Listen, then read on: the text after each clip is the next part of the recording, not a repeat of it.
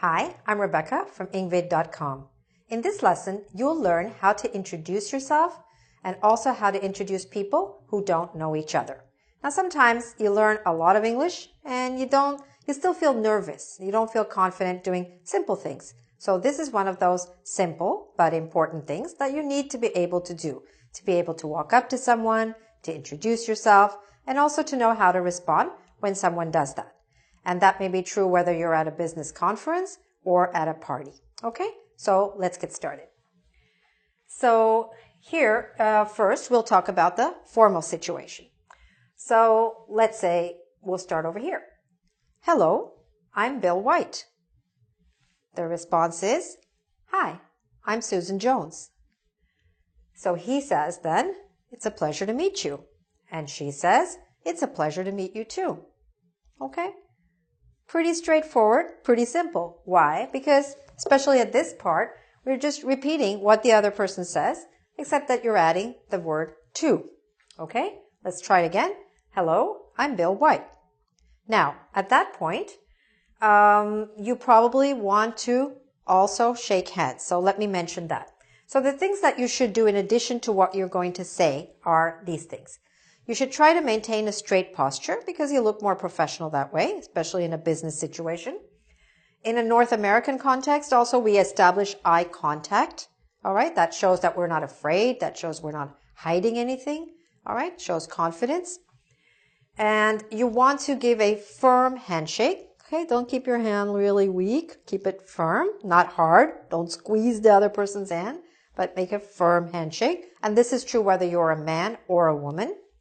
And usually we smile because it's a little bit, it shows that you're a friendly person and you're happy to meet the other person, even in a business situation. So let's get started. And what I was saying is about the handshake, you could shake hands right here. So you could say, hello, I'm Bill White. Or you could say it at this point when you say, it's a pleasure to meet you. Okay? Hello, I'm Bill White. Hi, I'm Susan Jones. It's a pleasure to meet you. It's a pleasure to meet you too. And if you want, one thing you can do is to mention the person's name when you're saying it's a pleasure to meet you. Okay? But sometimes in a business context, you're not yet sure whether to say Ms. Jones or Susan. So you could try it. And you could say, it's a pleasure to meet you, Ms. Jones. And she might say, oh, you can call me Susan. It's a pleasure to meet you too. And so on. Okay? But main thing is, this part is just repeated. Next, in an informal situation. So here, instead of saying hello, we're just going to say hi. Hi, I'm George. Hi, I'm Maria. Nice to meet you. Nice to meet you too. Again, we're just repeating. So what happened? Here, it's a little more formal. So we said, it's a pleasure to meet you. And here, because it's informal, we just said, nice to meet you. Nice to meet you too. Okay? So just repeat that. And also, instead of hello, we're just saying hi. All right? Hi, I'm George. Hi, I'm Maria. Nice to meet you. Nice to meet you too. Okay? So try that. Next, I'll show you how to introduce people who don't know each other. So let's see how to introduce people to each other. First, we'll do this in a formal situation. Okay? So let's pretend in this scenario that there are three people. You are Carol Smith, and you know Scott Topper, and you know Stephen Shaw, but they don't know each other. But you don't know that, so you have to find out first, because sometimes people do know each other. So, Carol is going to speak first. So Carol knows both of them, all right? So she says, Carol Smith says, have you met each other? So let's say she turns to one of them or to either of them, and she says, so Scott answers, and he says, no, we haven't.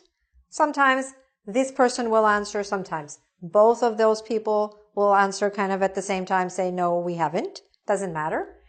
And then Carol says, if it's a formal situation, Mr. Topper, this is Mr. Shaw. Mr. Shaw, this is Mr. Topper. Now, sometimes this part is not necessary because it's kind of obvious. So usually if you just say the first part, people will start introducing themselves then to each other or continue with the pleasure to meet you. But if you want to know the traditional way in which it's done like that. Okay, so Mr. Topper, this is Mr. Shaw. Mr. Shaw, this is Mr. Topper. And at that point also, when you're deciding whose name to say first, some of the rules of protocol are that if there is an older person and a younger person, you introduce the older person to the younger person. Okay? So let's say in this situation that Mr. Topper is older, then you would say Mr. Topper's name first. If they're both about the same age, it doesn't matter. Okay? So then Mr. Topper, remember the earlier lessons we learned, what we learned just now, the expression, it's a pleasure to meet you. And Shaw says, pleasure to meet you too. Okay? You don't always have to repeat the entire expression, it's a pleasure to meet you. Even in a formal situation, it's fine to say, pleasure to meet you too, because that's the critical part. All right? So now that's the formal scenario. Let's go through it one more time. Have you met each other? No, we haven't. Mr. Topper, this is Mr. Shaw. Mr. Shaw, Mr. Topper, it's a pleasure to meet you. Pleasure to meet you too. And remember, at this point, when Mr. Topper says, it's a pleasure to meet you, that's when Mr. Topper will put out his hand for the handshake, and Stephen Shaw will take his hand and shake his hand.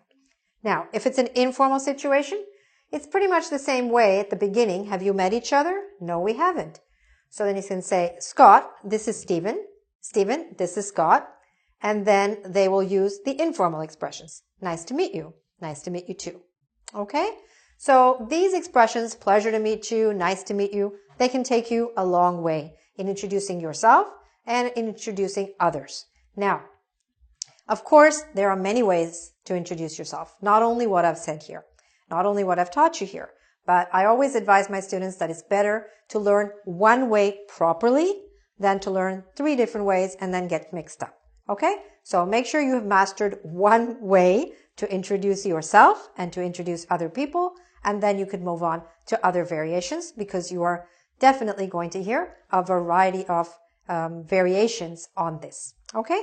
So if you'd like to practice this a little bit, go to our website, www.ingvid.com, and you can do a quiz on how to introduce yourself and how to introduce other people. Thanks very much for watching. Bye for now.